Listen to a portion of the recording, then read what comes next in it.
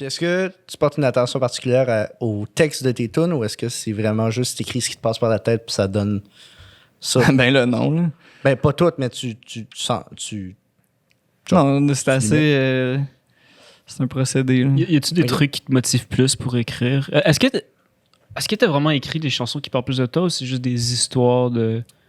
Ah non, ben non, j'en ai qui sont plus personnelles. Ok. C'est juste que ça donne que de toutes celles qui sont sorties, il y en a relativement peu, mais comme ben, de toutes celles, des 4.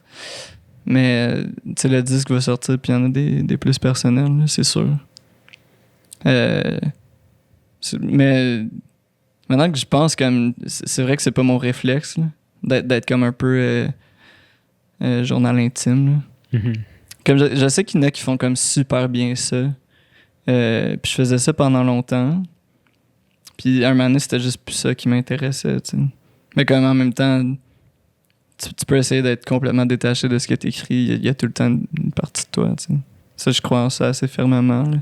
Même si t'es un auteur de roman, tu sais, c'est comme tu peux écrire à propos d'une réalité qui te touche trop pas, mais ça va parler de toi en Mais un ça vient de certain toi. sens. Ça vient de toi, fait que Ouais. ça parle de toi. Ouais, l'information est filtrée par ce que tu connais. Tu sais. Mhm.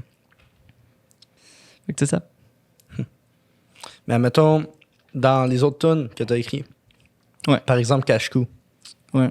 Le cache-cou, c'est une métaphore pour. Est-ce qu'il y avait une métaphore en particulier qui t'a fait penser à ça ou c'est juste. Tu te disais, je vais donner mon cache-cou? Ben. Man, cache-cou, il y a plein d'affaires qui ont mené à ça.